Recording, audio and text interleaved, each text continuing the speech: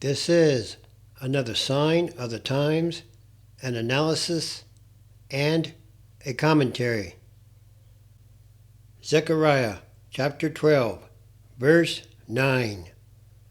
And in that day I will be certain to annihilate all the nations that come against Jerusalem. So obviously there's a terrible mess in the Middle East, and everybody has an opinion about it, but everyone's also woefully what would you call it? Underinformed with regards to the situation there, because it's unbelievably complicated. And so I think people take sides and make opinions without knowing the first thing about what's actually happening. And so I want to ask you a bunch of really basic questions, and we can flesh out the landscape for everybody who's watching and listening. So the first question I'd like to ask you is, what is Hamas exactly? How would you characterize it? Before actually we say what is Hamas, we need to ask ourselves, what is Palestine? Okay. Because Palestine is non-existential. And it was never a country. It's not ethnic group. It's not a religion. It's not a faith. It's a colonial entity created by the British that lived for about 25 years. And Jews, Arabs, Druze, Christians, Zionists were called Palestinians before the termination of the British mandate. It was called the British Mandate of Palestine. So the mandate itself had the name Palestine.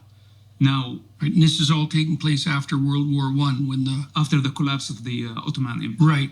Right. So the empire collapses. There's questions about how the political boundaries should be drawn. The British establish this state known as Palestine, and so what should people think about that exactly?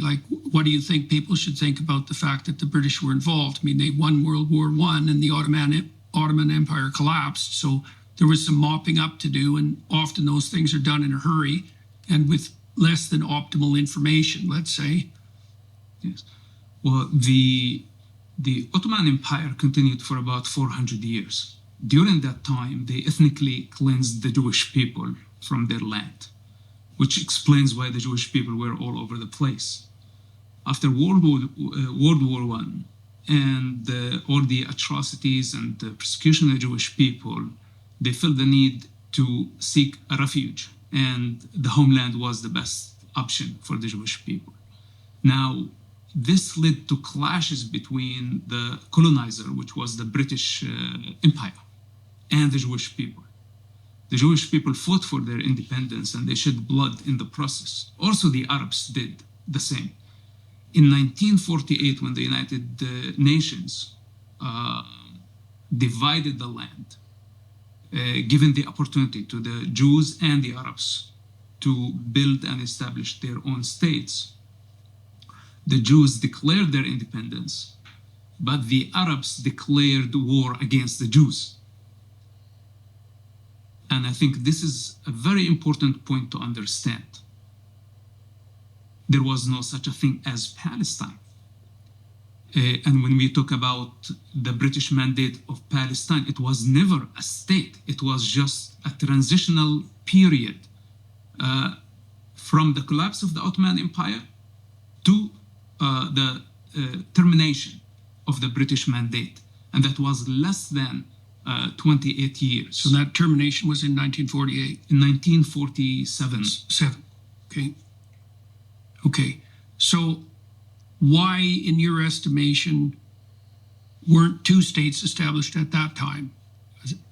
A state for the Palestinian Arabs and a state for the Jews?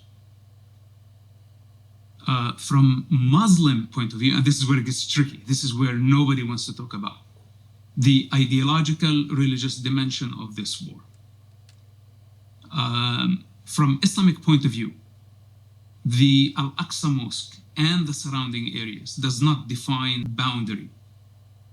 The surrounding areas could be 100 miles, could be 500 miles. Is an Islamic trust that no Muslim leader has the authority to give it away to the non-Muslims. So when the Jewish people return to their homeland, the Muslims outraged. And that's the most fundamental reason and motive for the Arabs and Muslims to fight against Israel, because they consider that territory as an Islamic land. Right, and that's the mosque that's built on what was the Temple Mount. Exactly. It's right. Actually, the history of the mosque is about approximately 1,300 years, but the Jewish temple beneath is a lot older than that, and the Jewish ruins in Judea and Samaria still erected, actually.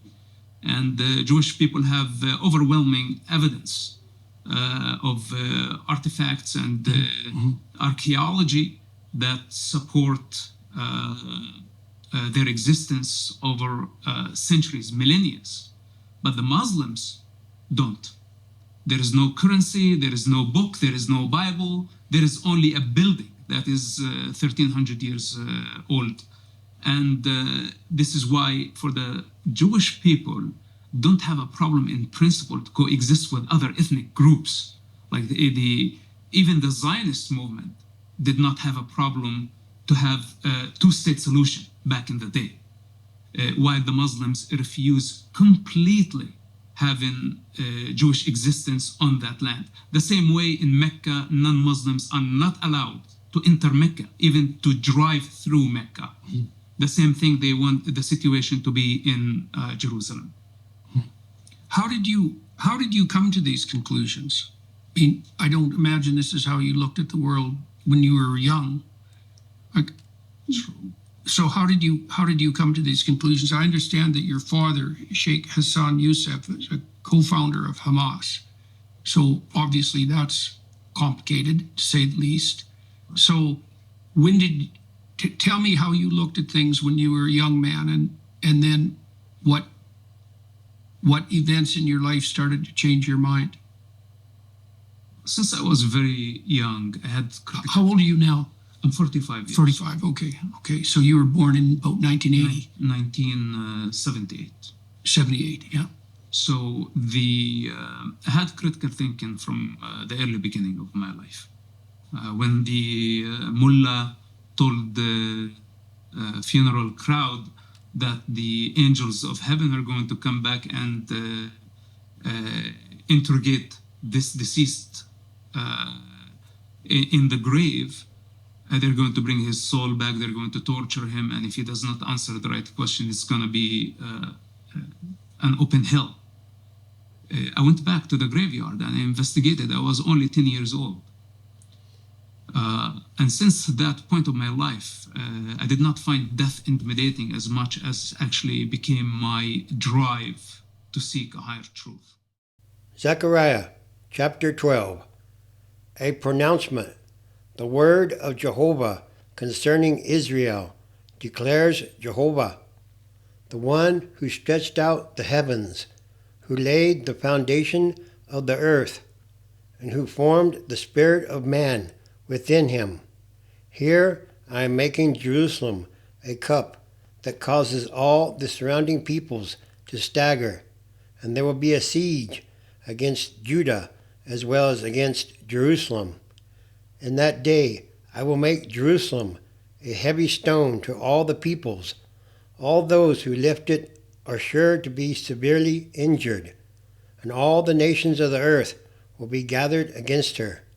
In that day, declares Jehovah, I will strike every horse with panic, and its rider with madness.